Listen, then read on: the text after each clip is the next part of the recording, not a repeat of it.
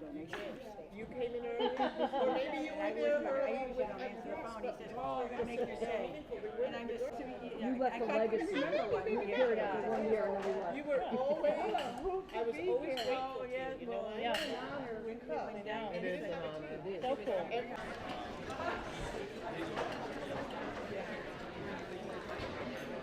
Good evening, ladies and gentlemen. It is my pleasure to welcome you to the 32nd annual Connecticut Women's Basketball Hall of Fame banquet here at Cascade. It's a long time.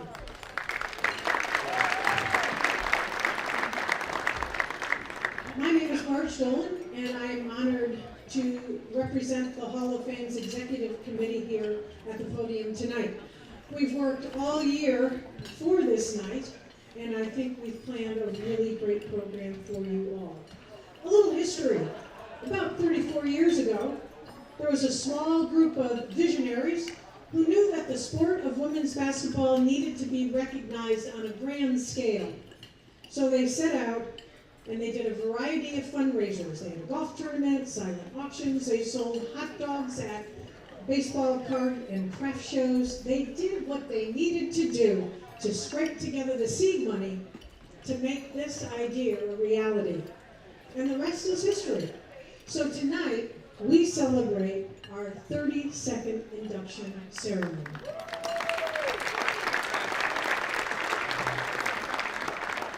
Now, for those of you who are here for the first time, we want to point out a few pieces of history that we have displayed tonight.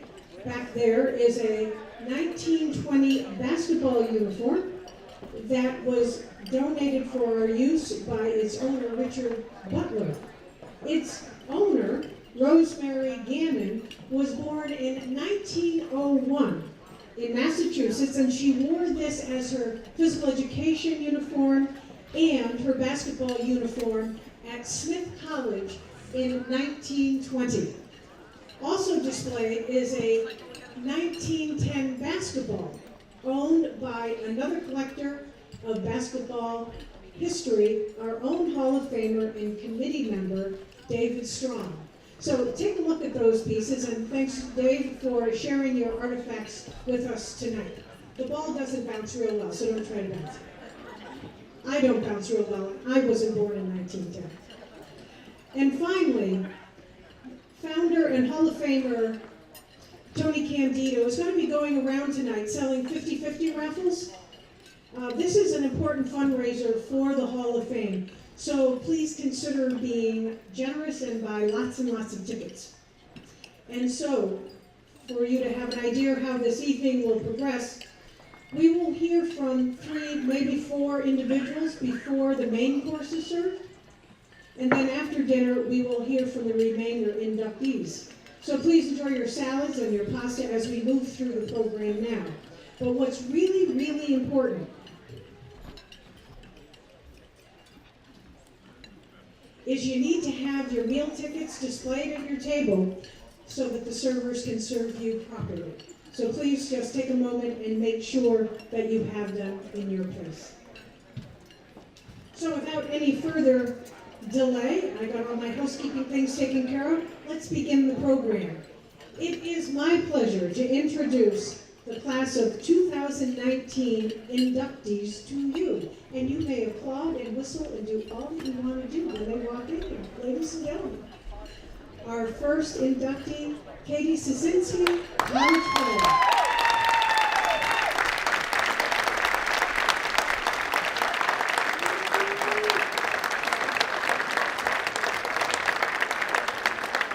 Dan Mara, College Coach.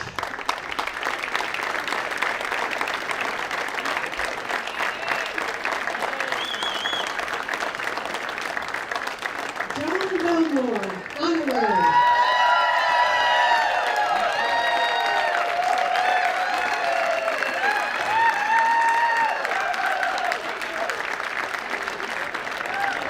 Frank Lombardo, High School Coach.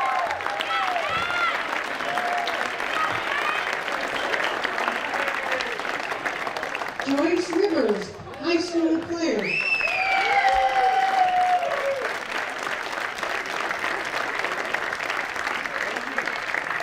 Ray Lutowski, referee.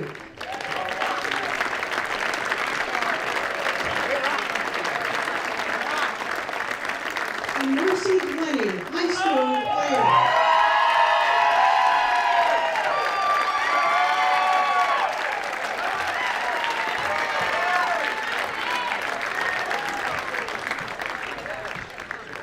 I'm going to ask all of our inductees to please be seated.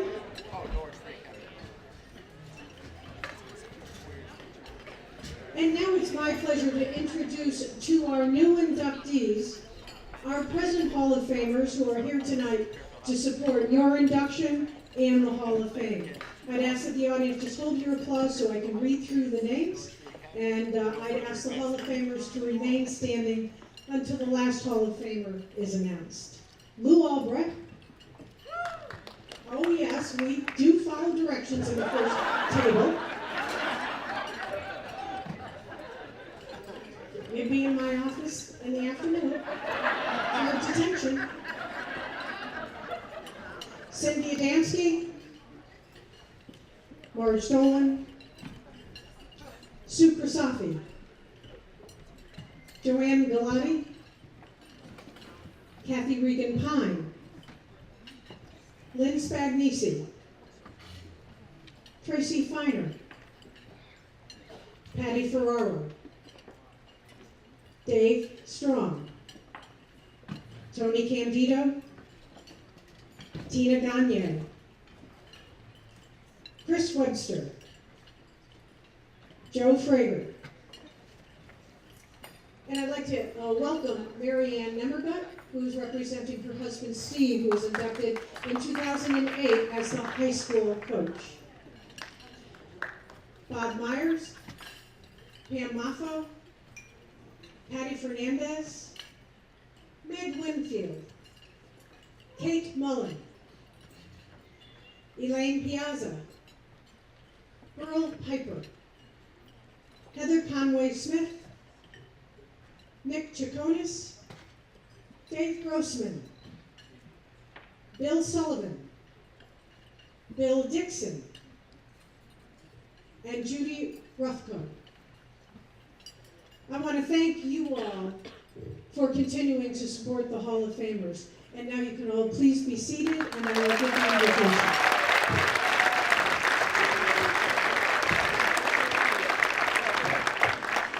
Please bow your heads.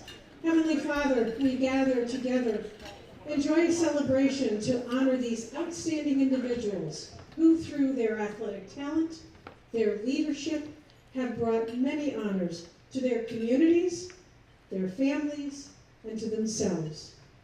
We thank these individuals for teaching other life lessons, to play hard, to win with humility, to lose with dignity, and to officiate with impartiality, and to also show the world what sportsmanship truly is. Bless us all gathered here tonight in fellowship and in fun. Amen. Woo-hoo.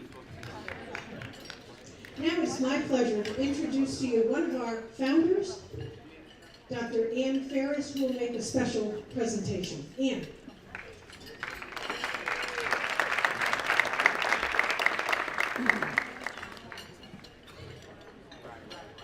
Thank you very much, Marge. Our Connecticut Women's Basketball Hall of Fame has been coming to Cascade for 13 years in this very room for our annual banquet. When Lou Albrecht, Linda Worcester, and I met with Rosa Ponte, the general manager, and her father, Pete Landino, and their wonderful and caring staff that welcomed us with such warmth and graciousness years ago. They have just been exceptional to work with. So, at this time, I would like you to meet Rosa and Pete, and we'll present to them a token of our appreciation.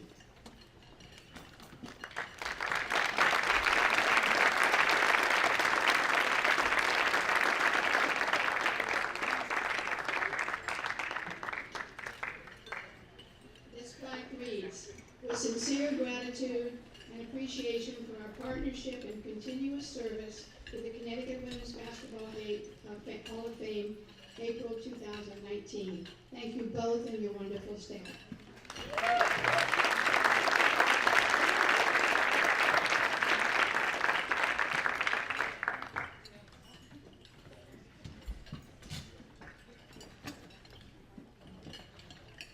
The Hall of Fame has created an award to honor one of our founders who has passed away, Brenda Riley.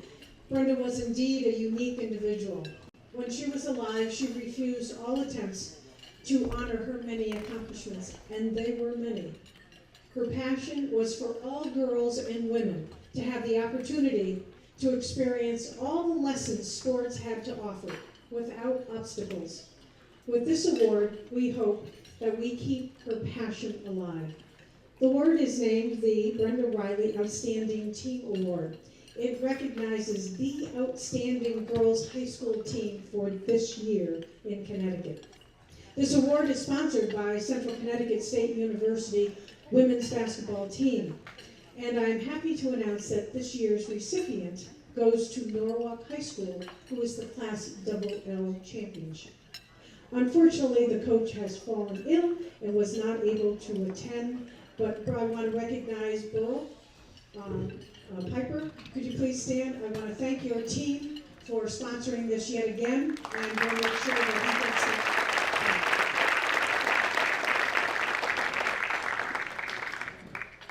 And we have one more award to present, and this is called the Brenda Riley Memorial Camp Scholarship.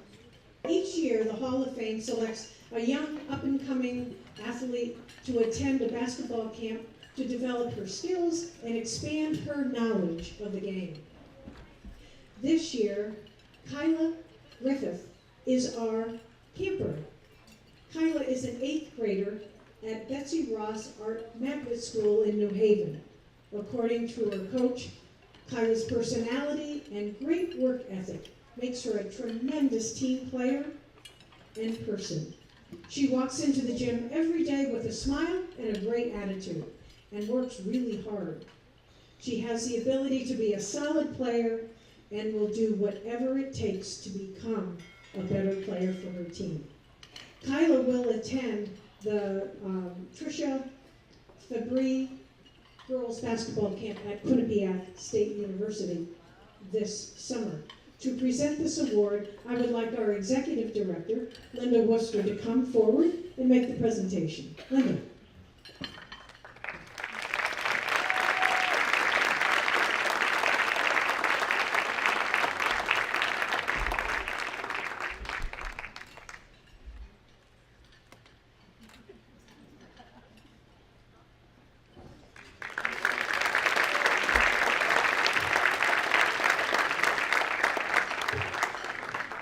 And now it's time to present the candidates for formal induction into the Connecticut Women's Basketball Hall of Fame. Would all of the present Hall of Famers please stand and remain standing while I present you this year's inductees. Katie Szynski,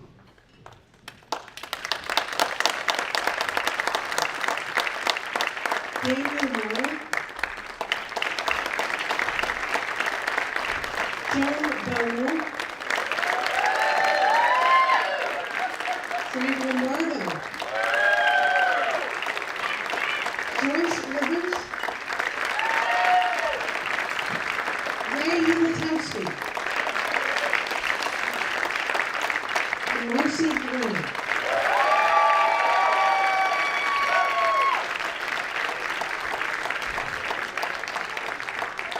To the present Hall of Famers and guests, these candidates have distinguished themselves through excellence. They have brought acclaim, honor, and distinction to the Connecticut Women's Basketball Hall of Fame and who have met the criteria for induction.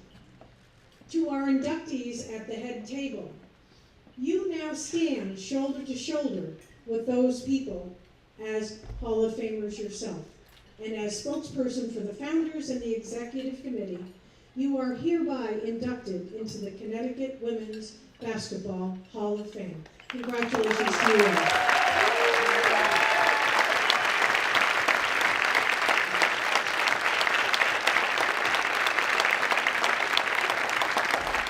And now everybody may be seated. It is my pleasure to introduce Pam Moffo, a member of our executive committee, to introduce our first Hall of Famer.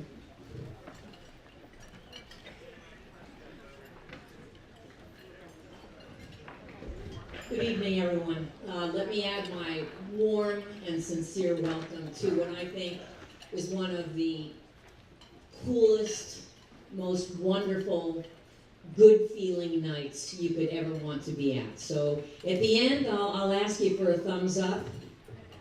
Please give me a thumbs up at the end. But I think you'll feel that same way. You know, even though I know that each of you has probably come here for one particular special person, so that you can really honor them. And that's awesome. But I really encourage you to look at, read about, and listen to these fine folks behind me. Because, you know, the fabric of what all this is made up of a lot of people who've done a lot of wonderful things. So, big hip hooray for those that you came to cheer for specifically. And don't forget the big hip hoorays. You'll hear why as we move along. So the lucky winner to be first tonight is Katie Szynski. She's so happy. Katie, you're going to do awesome, honey. You don't worry about a thing. Let me tell you a little bit about Katie. While attending Pomperaug High School in Southbury, Katie Szynski broke the all-time scoring record previously held for 30 years. That was a long time. And may I say this is for both boys and girls. Love it. Nice. And that was with 1,690 points. That's a whole lot of points. She was a 4-time All-SWC selection, 2-time SWC Most Valuable Player, and 3-time All-State selection. After graduation, Katie attended Fairfield University, where she scored 1,197 points. Her collegiate highlight came during her senior year, when she scored her 1,000th point, during Fairfield's upset victory against the #1 ranked Marist College. During that year, Katie scored in double figures in 32 out of 33 games. Awesome. And recorded 14 double-doubles while averaging 16.9 points and almost 8 rebounds overall. I would love for you to help me welcome, to be our first, to be able to meet you all. Please welcome Katie Szynski. Katie?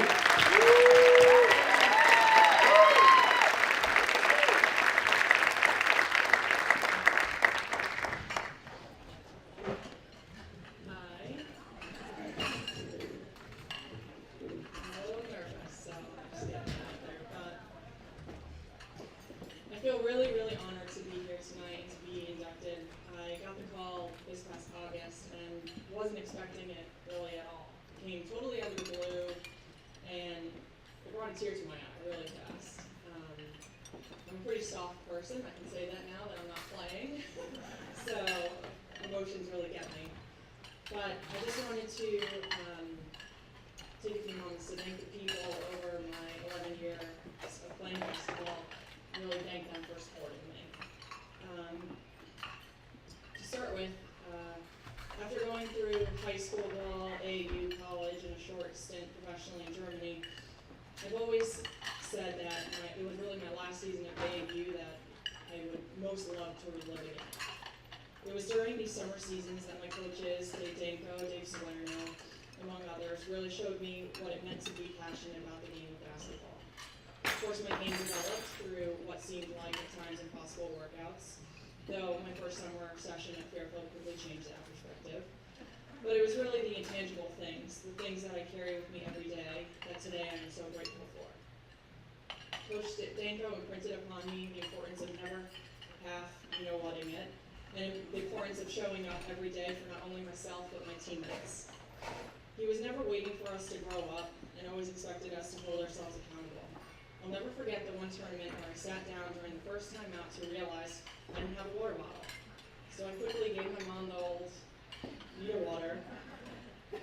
And as the doting mother that she is, she quickly was at the sideline with probably probably Gatorade as well. What I didn't expect next to happen was Danko quickly subbing me out and telling me to take ownership of myself and stop relying on my parents to take care of me. But it was moments like these where, maybe not at first, I have come to realize that it was really clear he was really invested in me, in developing me as a strong and independent person, as well as a good basketball player. Stepping into college was a rude awakening for me. As both Coach Prager and Cynthia know, I struggled. The game was faster and more structured and required overall heightened level of mental focus. It took me some time to get my feet under me, as well as time to really appreciate the level of discipline that was now expected of me. I came to find that the 1 to 2 inches that I was falling short to set a screen, or coming off the curl just a little too wide, really was the difference of a basket or not. It was the attention to detail, discipline, and increased level of expectation that was held for me that I finally came to realize were the things that took me from being a good post player to an all-around well-rounded player. Though at times these lessons were tough to accept and learn, I'm forever grateful for being part of a program that emphasizes these as core fundamentals in our daily practices, workouts, and meetings, as they have become invaluable for my daily life today. Throughout all of these years playing, it was really my mom, dad, sister Nicole, and my brother-in-law Mike, without fail, were always there for me. They wore the hats that I needed them to when I needed them to do it, whether that be a cheerleader, someone to break down the game with, a good listener, a driver, or my favorite, the competitor in the driveway. My sister far too often beat me in horse. Now that I'm a little older, I can truly appreciate just the immense amount of time that they dedicated to my basketball career, from road trips to DC, to all-day sessions in a hot gym on Father's Day weekend. I'm so grateful for you guys and always showing up, even tonight. And I truly cannot remember a game that I didn't have at least one of you. And if it was a road game and you weren't there, I had a plethora of text messages waiting for me in the locker room when I got there. I also want to thank you guys for letting me step back and letting me be more than just a basketball player when I needed to. I truly believe it was this that kept my love for the game so strong. I lastly just want to quickly acknowledge that and thank my grandparents, who I know are here in Sarah tonight. I was truly blessed to have the most wonderful, supportive family, from my parents and my sister to my grandparents and my aunt, also here tonight. I like to refer to her as my second mom. I love you guys, and I thank you so much for always supporting me. Again, this is truly an honor, and I thank everyone for being here. I'm really humbled to be a part of this group. But thank you, and go Stags.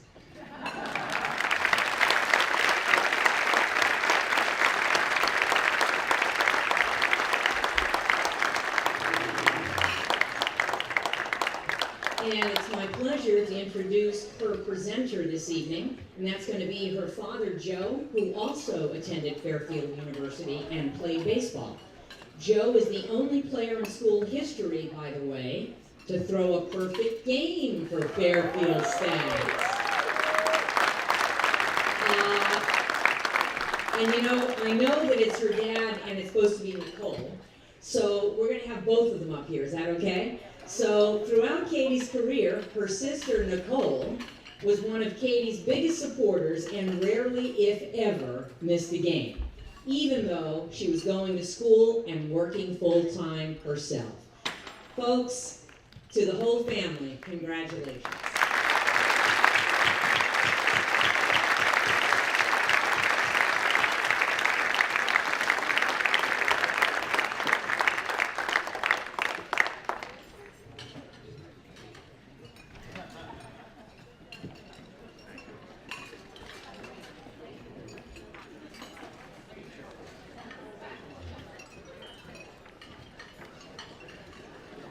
So as you can see, Katie, you started right off setting the bar high. Nicely done. Our next inductee. It's my pleasure to tell you a little bit about Daniel Mara. Dan Mara's women's basketball team compiled an unbelievable record of 289 wins and only 16 losses during his 10 years at Mitchell College. His teams won New England Championship each of those years and reached 2 National Junior College Athletic Association Final Fours as well. Mitchell reached the #1 ranking in the national poll during 5 of the seasons during which Dan coached, and his teams established the national mark for regular season victories in a row with 234 straight. Dan was honored as the NJCAA New England Coach of the Year 9 times and is a member of the Mitchell College Hall of Fame, the New England Basketball Hall of Fame, and the NJCAA Women's Basketball Hall of Fame.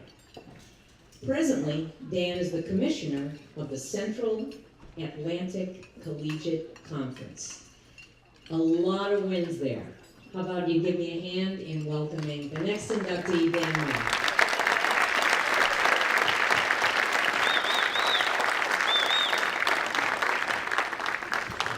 Thank you, Pam. I think it was Mark Twain that said, if you need me to talk for hours, I'm ready right now. If you need me to talk for 5 minutes, I need some time to prepare. So I want you to know I have prepared. I typed out a speech today and it was 1 page. And then when I got it in the font that I could read it, it was suddenly 3 pages. I don't anticipate it being any longer, but bear with me. Congratulations to the other inductees on your selection and for your amazing careers. Thank you to the committee for this great honor. There is no state more well known for women's basketball than Connecticut, and to have our names linked with the greats of our sport is a thrill of a lifetime. In my job, I have many opportunities to hand out awards and championships. Often a student athlete will walk up to receive the tournament MVP award, and behind them a standing ovation starts. And as I shake their hands, I often say to them, turn around slowly, look around, enjoy it. It doesn't get any better than this. I suggest we all take that advice tonight and enjoy this. Isaac Newton, I'm big on quotes, you'll find that out. Isaac Newton also said, if I have seen farther, it is because I stood on the shoulders of giants. I am here today because of the giants, some figurative, some literal, that I was mentored by, worked with, and coached. The first, a literal giant, Doug Yarner, 6'8", former Syracuse University basketball player and director of athletics at Mitchell College for 35 years. Mr. Yarnell taught me about the educational value of athletics, the importance of integrity and sportsmanship, the irreplaceable impact of working until the job was done, and that no job is too small and no person unimportant. Next, I got a friend, his name's Kevin Sullivan. He was my assistant coach my entire time at Mitchell. Kevin's real gig, he was director of the counseling center. I can tell you those are skills that are very beneficial dealing with intercollegiate athletics. He brought the importance of believing, the power of positive imagery. He taught me to speak to officials in a way that they truly believed I was trying to help them. He taught me the most important lesson I learned as a coach. You don't have to act the way you feel. Your team will mirror your behavior. Stay calm and be respectful, no matter how incredibly difficult that may be at the time. To the student athletes at Mitchell, when we recruited you, we sold you on a dream of a better future. Together we worked to improve in our sport and in our lives. The record is impressive, but the wins and losses mattered little now. The success of the players in life is the real mark of a successful program. I know that thanks to the remarkable ladies, our program achieved its goal. Our lesson, all these people taught me, is that in order to be truly successful, you need to believe in the mission. I was fortunate that I coached at an institution I believed in, a place I loved. Mitchell was that place for me, and for many others. It's a great college because it believes in the importance of athletics, because of the educational value, and it realizes a positive impact on students. It served as a springboard for many careers. It's an exemplary educational institution. Thank you to Coach Al Sakaitis. I've known Al for 40 plus years, almost 50. We roomed together in the 70s. A great coach. He has forgotten more about basketball than I will ever know. I stole everything that you did at camp all those years, and it works. I'm here to tell you, it works. I was fortunate to be able to advance my career in administration at Post University. under Senior Vice President Ed Lazarus. Ed knew that college athletics are really all about the students, those participating and those watching. Ed, thank you for your guidance and for occasionally asking my opinion. And thank you to all the current post staff. You honored me with your attendance here tonight. For the last 13 years, I've had the incredible privilege of serving as commissioner of the Central Atlantic Collegiate Conference, the CACC, 14 private Division II colleges that really understand the purpose of athletics. I am honored to work with people who place what is best for all above what is best for one. Thank you, Mark, Sheila, and Ronnie, for attending tonight. The only coaching I've done this century was grammar school basketball. For 4 years in Waterbury, I learned there are great coaches at every level. Some of my fellow parochial coaches are here tonight. The grassroots of basketball. Thank you for all you do.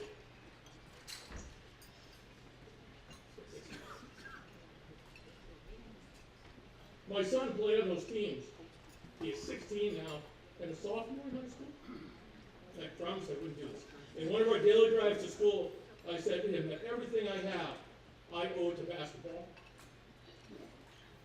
And as only a 16-year-old can say, he said, "But Dad, you weren't any good."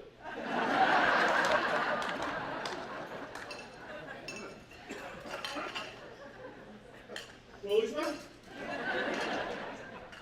Many were better than me, but not many loved it more. And Danny, this is my advice to you. Find what you love. It's not important if you're good at it or not. Pursue that goal with all your heart. There will be times you'll be told you won't make it, or that your dream is not realistic. If people don't laugh at your dreams, you're not dreaming hard enough. Don't believe it.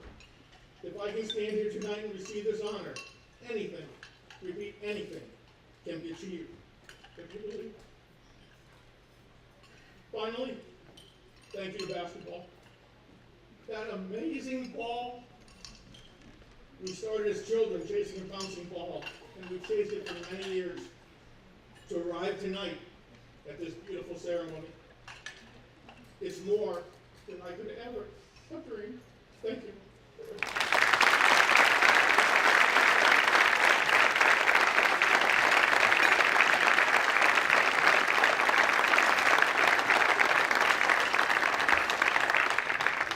It's my pleasure to introduce Dan's presenter tonight, and that's that big, did you say 6'8"?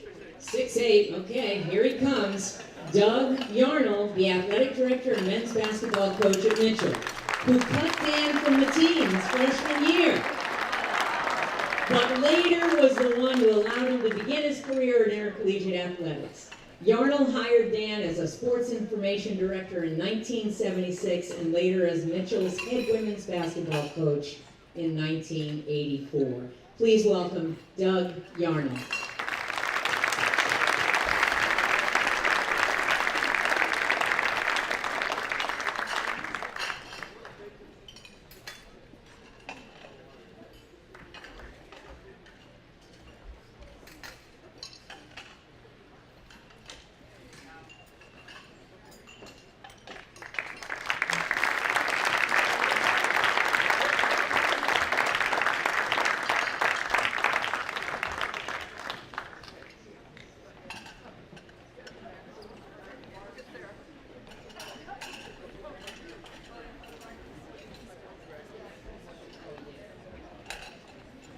Wow. Okay, folks, we just had a member of the Syracuse Orange up here, huh? Very nice. So far, I'm hoping that you agree a little bit with what I said in the beginning, that you'll hear quite a story here tonight. And the common thread, the love of the game, leaving it better than you found it, and appreciating it every step of the way. As I have the pleasure of introducing our next inductee, I'm sure you'll feel that it rings true. My pleasure now to introduce to you Joan Bellman.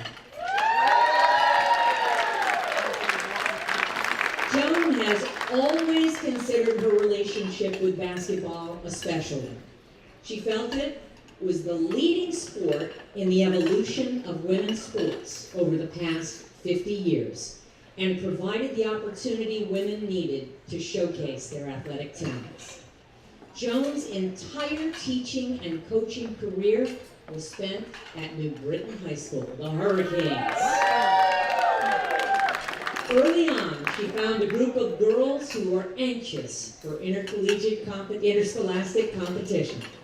Together, they marched forward, this group.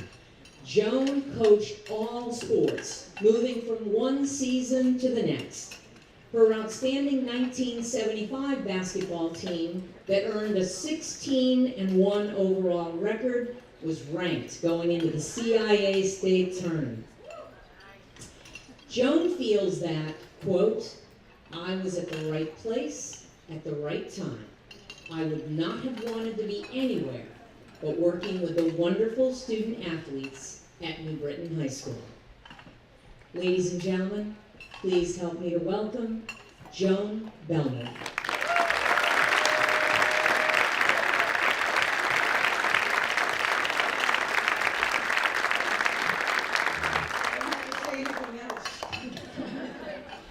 Good evening. It's a pleasure to be here, and I'd like to thank the committee for this honor, and Joanne Pallotti for her kind words. Congratulations to all the inductees, and thank you for all you've done for basketball.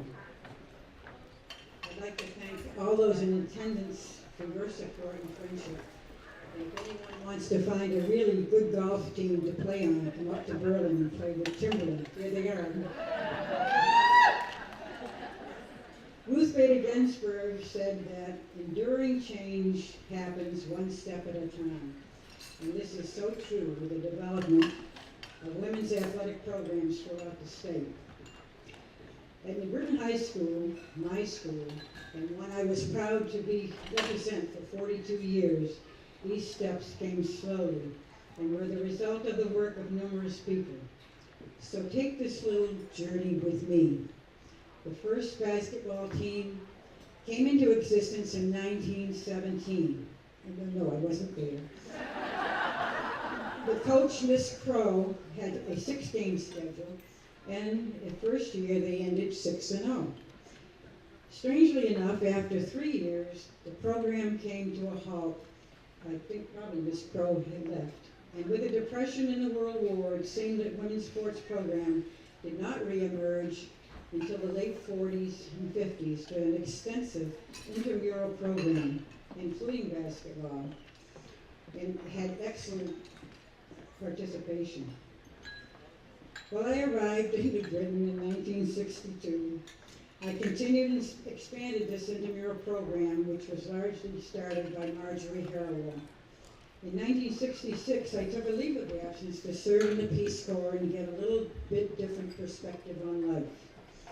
While I was teaching basketball in Dominica, competitive basketball was reintroduced at New Britain High School by Coach Mary Shea, and the team competed for various schools with a limited schedule. I returned to New Britain in December of 1968 and continued the intramural program, started the varsity program for track and field and for cross country, and took over the basketball team in my spare time. In 1972, a series of events occurred that I believe propelled New Britain into the new era of women's athletics. I, as the coach, was blessed with an extraordinary group of young women. They were determined and talented and dedicated to bringing equal opportunity in sports to their high school. They were speaking up and they were speaking out. They were all to become 3 sports athletes. As for basketball, we dove in feet first. Dr. Brenda Riley, God bless her, was there, giving us unconditional support through coaching, advice, and basketball clinics. That was one woman no one should ever forget. As the team improved and began to show their talents, they stimulated the interest of the school community.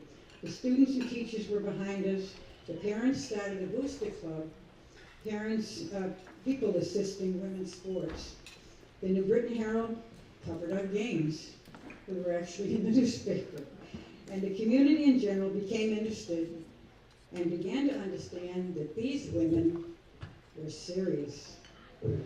We completed 2 years successfully, and it was in 1975 that the biggest step forward was about to take place.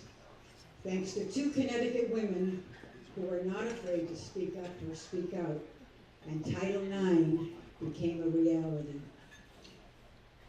Interest in our basketball team was high, and that year, their 3rd year playing, they reached the semifinal game of the state basketball championship, and I didn't take Pam Monfils' advice, and completed their season with a record of 18-2.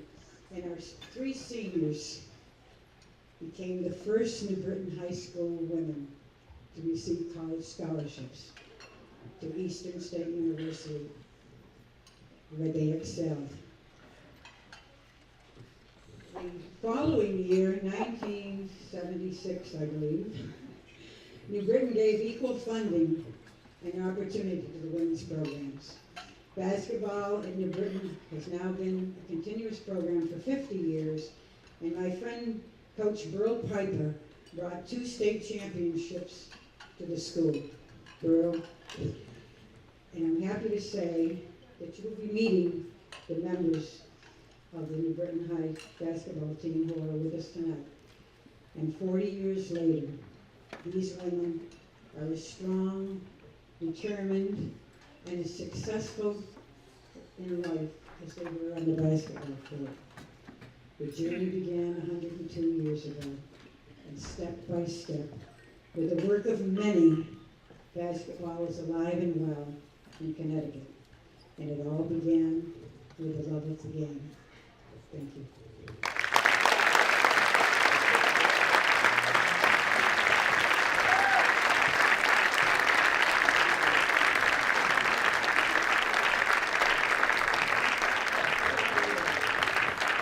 And you know, if hearing that wasn't wonderful enough, we are all now going to get a chance to meet and greet members from that wonderful 1975 team that she spoke of. Please welcome as her presenters, members of the team, Bobby Pratt, Beth Regan, Kathy Regan Conning, Josephine Comerford, Andrea Deluzio Enos, Kathy Shorty Purod, and Reina Brulé. Welcome back, team.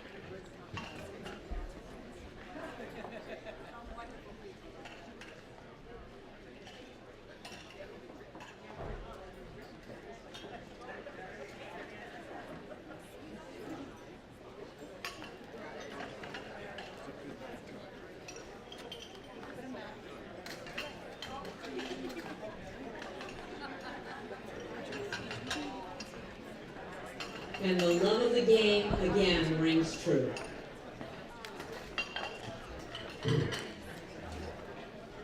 I'll tell you what, it looks like if that team had their sneakers out in the car, they'd be ready to go again. I know they would. I know they would. That's right. Ladies and gentlemen, as our story continues, it's now my pleasure to tell you a little bit about our next inductee, Frank Lombardi. Look at that, he hasn't said a word. Frank Lombardo has coached the Holy Cross High School girls basketball team for 26 years and has earned during that time more than 500 victories. His undefeated 2017 won the Class M state championship. The Crusaders have won 12 Naugatuck Valley League titles, have advanced to the state semifinals 8 times, and reached the final 4 times. Unbelievable. Frank was acknowledged as the Coach of the Year in 2007 by the New Haven Register and in 2017 by the New Haven Tap-Off Club.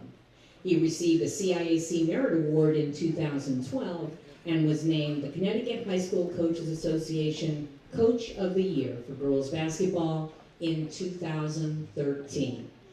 You can tell by all these stats you've been very busy these last 26 years, Frank. Please join us in welcoming Coach Frank Lombardo.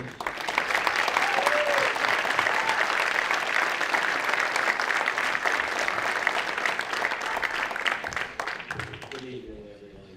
Before I start, I do have to give props to my son. He turns 10 today.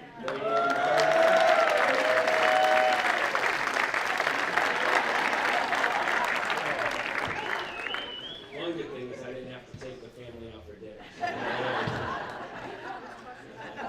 You're right.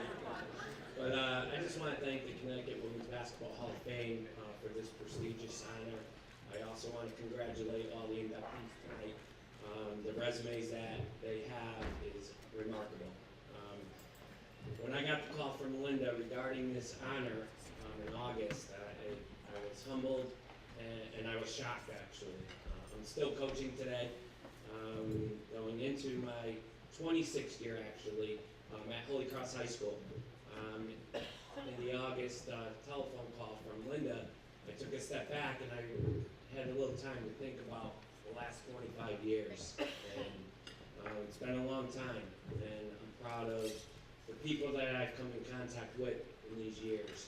It took me to a place that not many people have the opportunity to take and experience.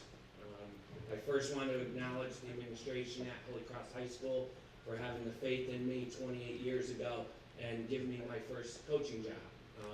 Tim McDonald, my former coach when I was in high school, was the person who initiated this transaction into coaching.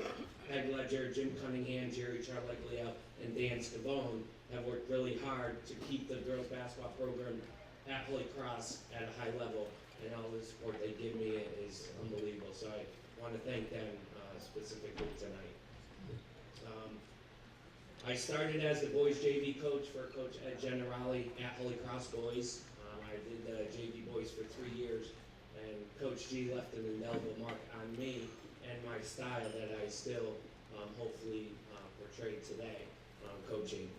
Coach G taught me how to be a professional, okay? He wore his Armani suits every game, and when I first started, I had to go out and buy Armani suits.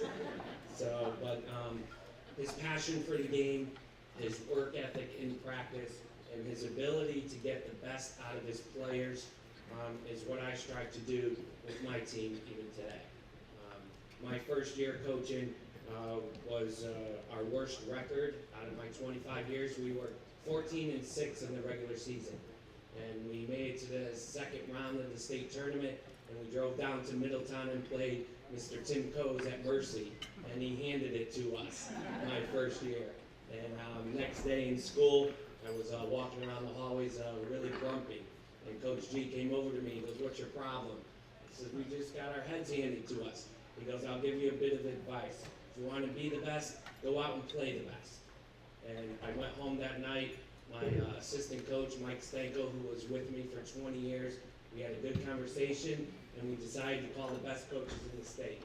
First call was to Coach Burl Piper at New Britain, Coach Tim Coes at Mercy, Coach Strong at Massac, Coach Scarlatta here tonight as well from NFA, and Coach Danko at Fairfield. I was very fortunate all those coaches decided to play this young kid in Waterbury and scrimmage us every year. And that was the start of changing the culture at Holy Cross. We scrimmaged those 5-16s every year. We got our heads handed to us, but we knew, and the players that I had at that time knew, we needed to turn it up a notch, and we did.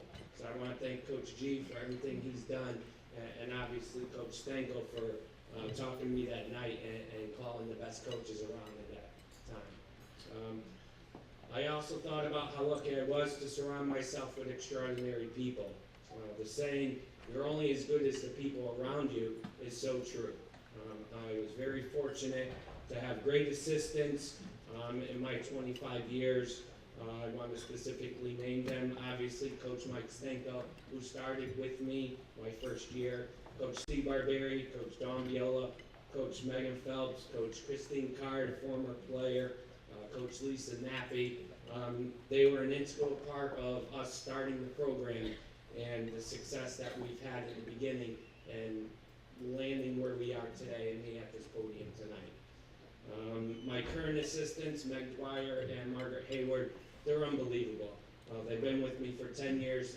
Coach Meg is a former captain for me. She's in the building with me, and the integrity that they have and the loyalty to me and the Holy Cross philosophy is remarkable. Meg and Margaret are role models to the girls, not only by their words, but by their actions. And the three of us are all committed to molding the young girls into successful, strong adults. I realized that a long time ago as well that my basketball days were long gone. I wasn't the one putting the ball in the basket anymore, wasn't rebounding the ball. So I learned also that coach is only as good as his players. I know when I was a player, the coaches got all the credit, but the players were the ones doing all the work. And boy, I've been really lucky to get a bunch of talented girls come through those doors for the last 25 years. I've been very lucky to have the players that were willing to work hard. They wanted to play unselfishly. They wanted to learn how to play as a team and how to be together with each other off the court and to be with the coaching staff, not only on the court at practice, but doing the extracurricular activities, going in and having bowling nights, having pasta parties, so you actually learn about your teammates and your coaches. They dedicated so much of their time, their talent, and their ability for my basketball program at Holy Cross. Over the years, the players have created a true bond with one another, and it's great to hear what they're all doing now, years and years after Holy Cross. I'm so proud. I have so many players here tonight to support me, and it's like they were back at high school again. They picked up the same conversations. We're all leading successful lives. They're all starting families with young children, getting into basketball now. And to me, that's what it is to be a coach. You leave a mark in the players you're in contact with, and then take that forward and become adults and be successful family members out in society. I know myself, my coaches, and my players will always have a special connection with one another because of the Holy Cross Girls Basketball program. I also want to thank my parents for the support. My parents were the ones who introduced basketball to me when I was in second grade, probably to get me out of their hair. They gave me the round ball and said go in the driveway, and I would stay out there for 7 hours a day. They still attend all my games today. My parents are here supporting me tonight. We go out for dinner after the games, and luckily my parents still pay for me. And I'm fine with that, but I do have to listen to my father all the time telling me what I did wrong coaching, and he had a better way to do it. But again, very fortunate to have them a big part of my life. I was also very fortunate to coach my oldest daughter. My oldest daughter, Nicolette, graduated Quinnipiac last year, actually. It's not easy playing for your dad when you're in high school, but she did for 4 years. Her senior year, she was a captain, and I respect her for that, and I'm so proud of her that she did that, not only for me, but for our program. I have a wonderful family. My 2 younger children, Isabella, and you know Brady's birthday today, are here tonight. Isabella is 12, she's in 6th grade, and everyone asks me, when are you going to retire, Coach? And I said, at least 7 more years because I don't trust anybody else with my daughter. But hopefully she'll be able to come to Holy Cross when she's a freshman, and hopefully she'll have a good experience with our players and our coaches. And last but not least, I want to thank my wife Cheryl.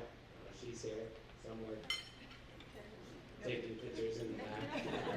But again, I wouldn't be here. I wouldn't be able to spend countless hours in the gym without my wife. She's a working mom. She's also a teacher. She raises our children when I'm not there, when I'm scouting games, when we're playing games. And everyone says that the strength behind the coach is the wife, and in our family that is the most perfect thing. We call her Super Mom because she does it all. But again, thank you for allowing me to do what I love to do and coach basketball. And again, I just want to thank the committee. This is a humbling experience. It's a great night for me and my family. I want to congratulate all of the inductees, and thank you very much.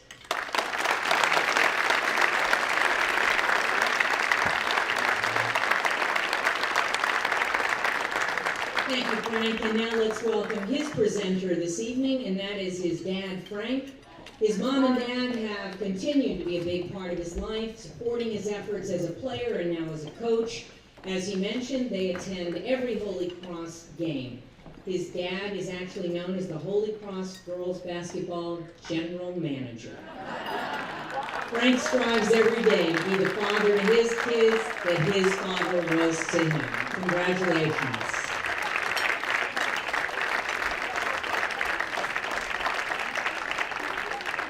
Thank you, folks.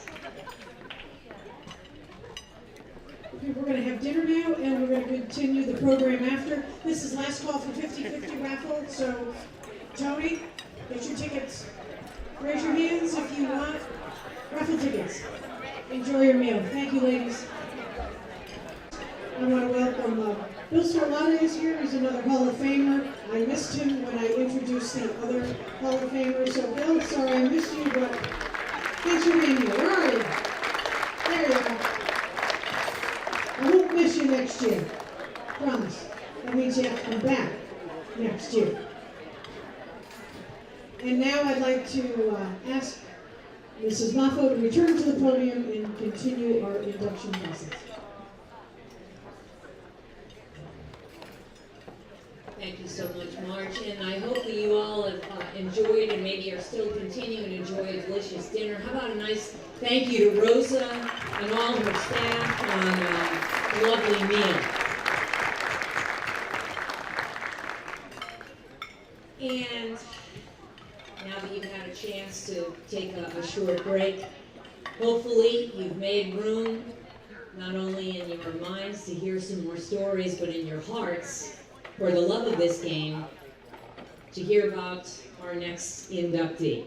My pleasure now to tell you a few words about Joyce Rivers. Joyce Rivers began playing basketball with her 4 brothers in the 1970s. During her high school years, she dominated the Housatonic League and the state during a great career at Lyman Hall High School. She earned 2nd team All-Hoosie and All-State honors as a sophomore and was named to the 1st team, league, and state teams during her final 2 seasons. As a senior, Joyce averaged over 22 points a game, 14 rebounds, and 4 assists, as she played forward for the Trojans and was acknowledged as an All-American by both Adidas and Parade magazine. Pretty awesome. Upon graduation, Joyce held Lyman Hall school records for points in a career with 1,145, in a season with 469, in a game with 42, and with the highest single season scoring average, over 22 points a game, and the highest career scoring average during her time at Lyman Hall with over 17 points a game. The career rebounds at 776 and most games in double figures. I would say a scoring machine. She finished her career averaging 17.2 points, 12 rebounds, and 4 assists per game. She was clearly very busy there at Lyman Hall. Please help me to welcome to the podium Joyce Rivers.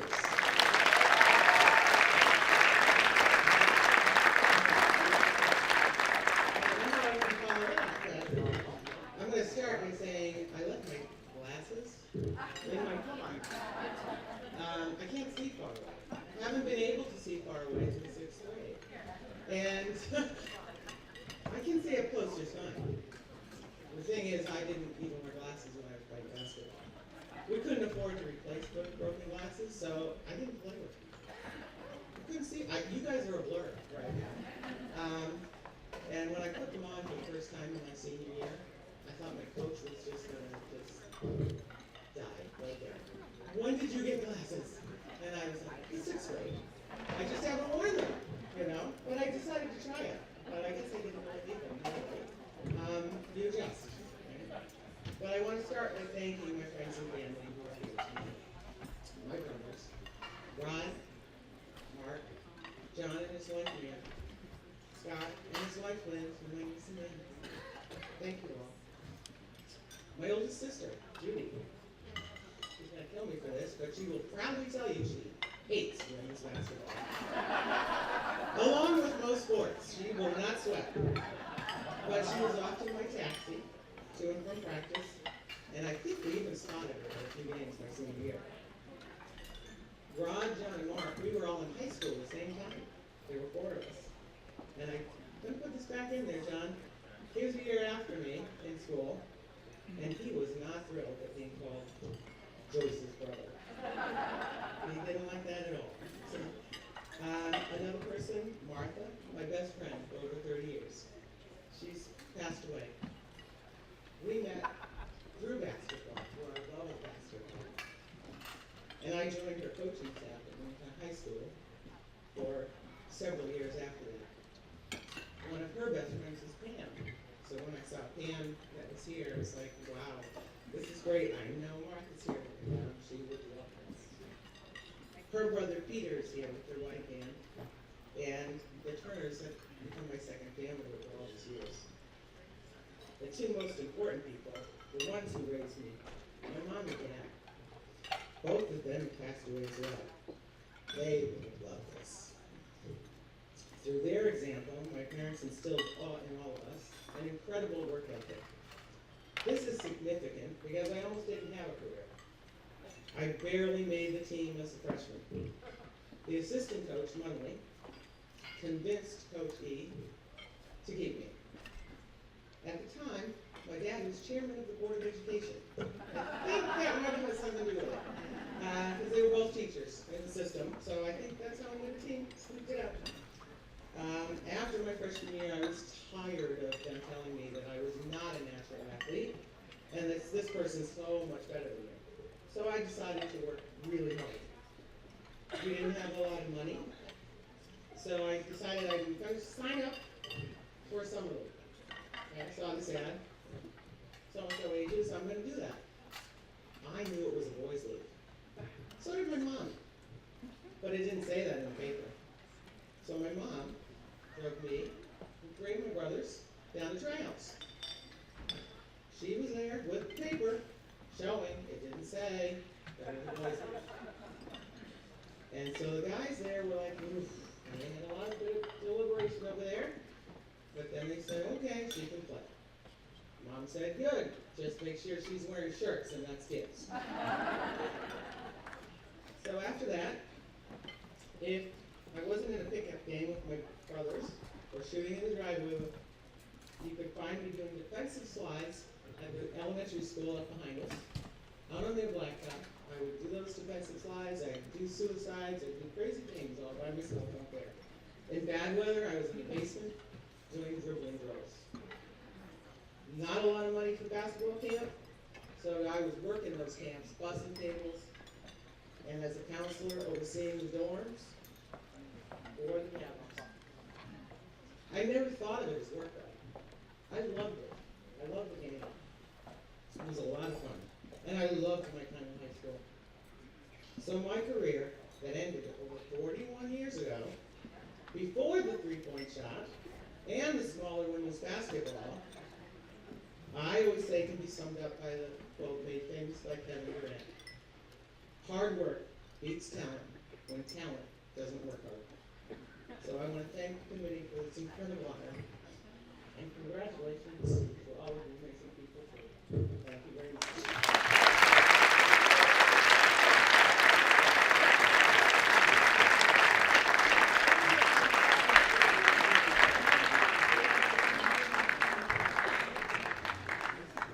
Well, guess what? We're going to get a cool honor and meet these four brothers that all played alongside this wonderful Joyce.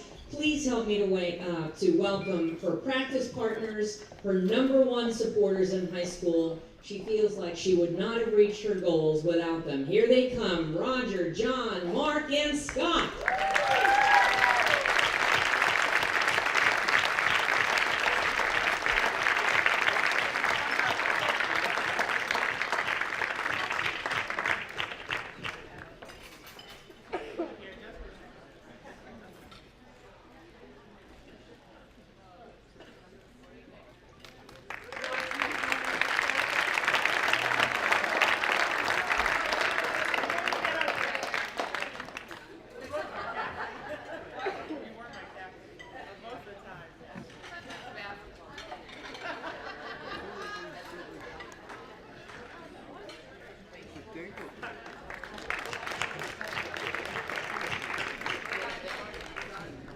So one of the brothers mumbled to me and said, "Hey, thanks for not telling them that she kicked our butts." And wait, was that your sister that was up here, like right at the end? Hey, where are you, Judy? Are you having a better feel about basketball? Okay. Not a girl, Judy. All right. Love it. Well, you know, we wouldn't be able to play much basketball if we didn't have an inductee from the category that's coming next. And you know, I know that here there'll be a warm welcome, and I used to like to think that everywhere there went, there should be. But we certainly appreciate the talents of wonderful referees. Please let me share a little bit about you, or a little bit about you, Ray. Ray Ulatowski, the referee. Ray Ulatowski prided himself on being a fair official, the best kind.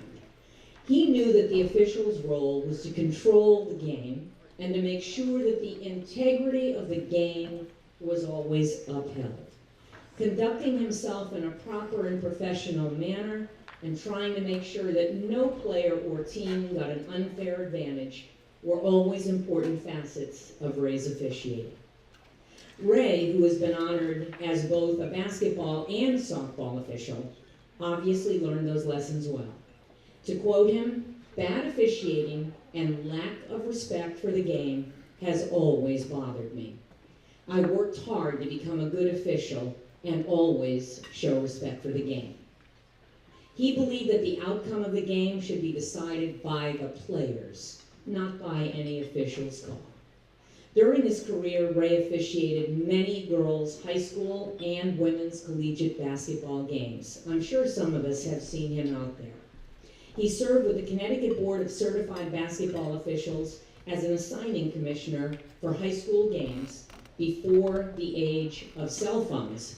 Hard job when there wasn't cell phones.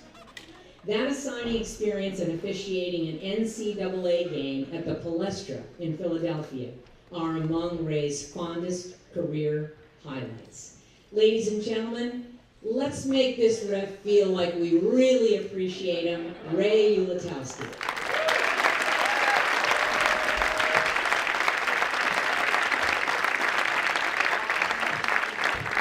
Good evening, folks. First of all, I'd like to thank this great organization for this very, very important honor. I really appreciate it. And secondly, I want to put everybody here at ease. I know there's a whole bunch of people out there in the audience, looking up here saying, "Who is that old guy up there?" Well, don't feel bad. This old guy up here is looking out at you saying, "Who are those people?" There's a few people that I'd really like to thank very much. My wife, Gail, and my daughter, Michelle, for all their help and encouragement. For Louise Albrecht, for her words of wisdom in helping me along in my college career. And for my personal hairdresser, Anthony Candido, for all his help. I'd also like to thank all the athletic directors, all the coaches, all the players, and all my official family for allowing me to become part of their family. Thank you.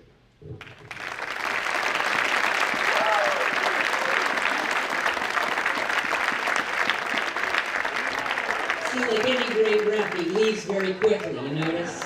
Okay, come on back, Ray. Ray's presenter this evening is his hairdresser. His fellow official, Tony Candido, is here. Tony is a founder and an inductee of the Connecticut Women's Basketball Hall of Fame. And Ray has to say about you, Tony, that he has always really respected your honesty and your respect for the game. Oh, and Ray was his best man when he got married. Wow. Above and beyond the love of the game.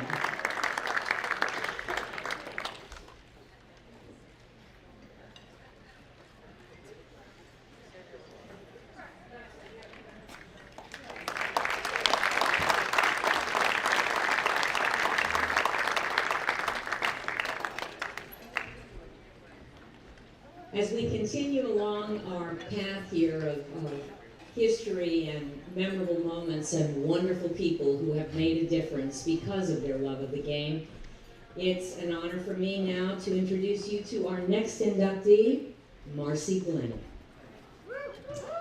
Marcy led her Norwich Free Academy teams to undefeated seasons and Class AA state championships in both 1996 and 1997. She earned all state honors 3 years and graduated as NFA's all-time leading scorer with 1,653 points. That's a lot of points. Marcy finished her high school career with her teams compiling a record of 99-6 over her career. She was named the 1997 Gatorade Connecticut Girls Basketball Player of the Year. And in 2016, she was acknowledged as, quote unquote, one of the best we've ever seen in a 2016 Norwich Bulletin series. After graduation, Marcy went to nearby Yukon, where she played in 62 games before transferring to Clemson at the end of her sophomore season. And I'm sure I wasn't the only one that was sorry to see her go here in this room. During her junior year, she averaged a little over 9 points, and as a senior, close to 10 points per game at Clemson. She was named Clemson's Leadership Award winner, and she finished her career as a third-team ACC All-Star. Ladies and gentlemen, our last, but certainly not least in this chapter of wonderful stories, please welcome inductee Marcy Glenn.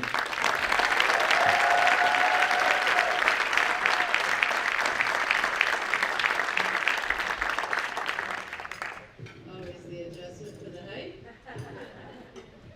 You know everybody's excited for the last. I'll make it as short as I can. I first want to congratulate all the other inductees. What a great representation we have for women's basketball. It's not just players, it's referees, coaches, and supporters of the game.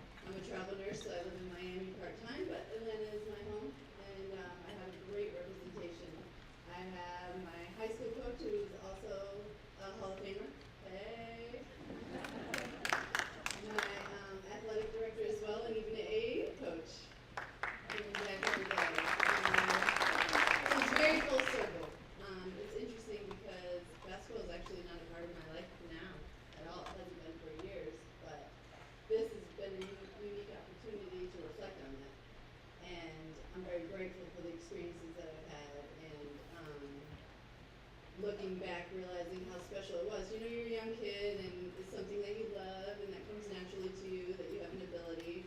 I'm obviously not short, I have a body for it, and it came naturally. It was fun and it was, I was intense and I worked hard, but it also came naturally. And so I was along for the ride, I guess is what I'm saying. But now looking back, I'm realizing how special it really was. And this is an opportunity to recognize that and appreciate that. I think life is interesting in the fact that you need reasons and excuses to celebrate. And tonight's one of those reasons, and I get to do that with people that I care about, and I appreciate that very much. So thank you for giving me an excuse. Let's drink one or two.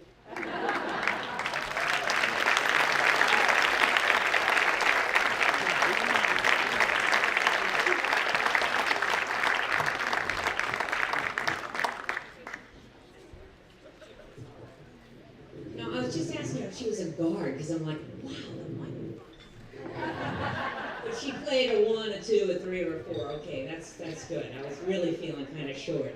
I hope that you'll also join in welcoming her presenter, who this evening, her mom, Barbara, who was, as Marcy put it, her logistics coordinator.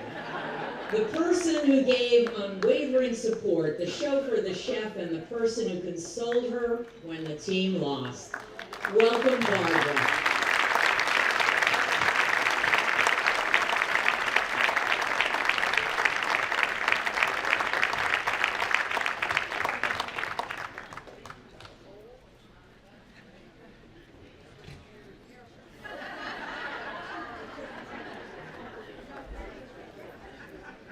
And as I say good evening, to turn the microphone back over to my friend Marge, I just want to say thank you.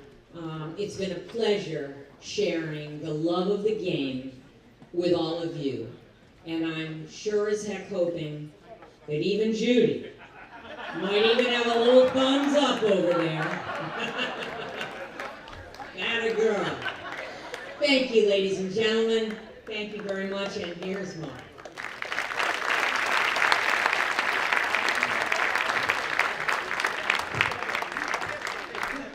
Great job, Pam. Thank you. Hey, we're going to wrap things up pretty quickly.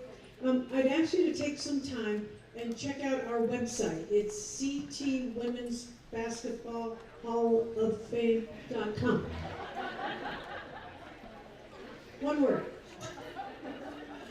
It's got a lot of great information. It has past inductees and so on. So check it out. And finally, when we can conclude, it's important for us to recognize people that made this evening so special.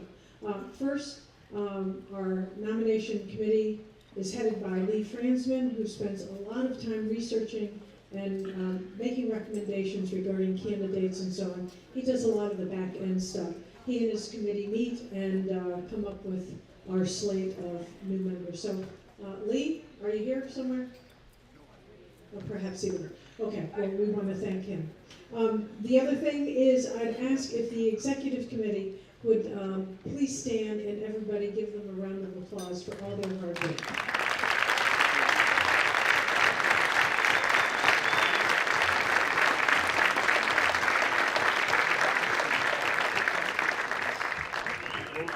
All these little elves that make this night happen and all. And Tone, how we doing back there? Almost ready. Let me see. Okay, so this is where I'm supposed to stretch it out. Did I tell you about the website? It's CT, I'll spell it for you. You ready? Who has a pencil? Okay, John, we're good. Ooh, can I have the birthday boy come up and you're gonna pull the ticket? What do you think? Is that a good idea? Thank you.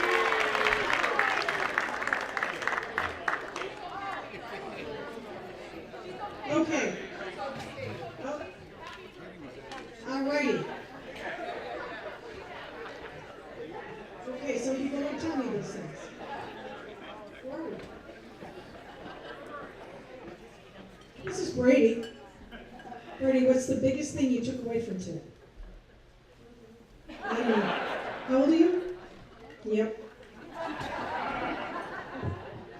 learn in school today? Nothing. See the ball guy in the back there? See him right there? Go get him.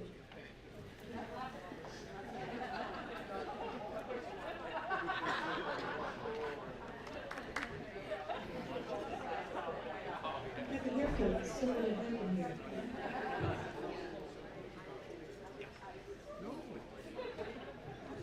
All right, here we go, Brady. I'm gonna get him to read the numbers. Are you ready?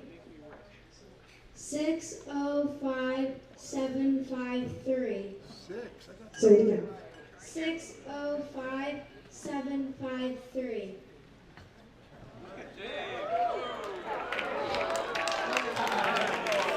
Dave Strong, Hall of Famer.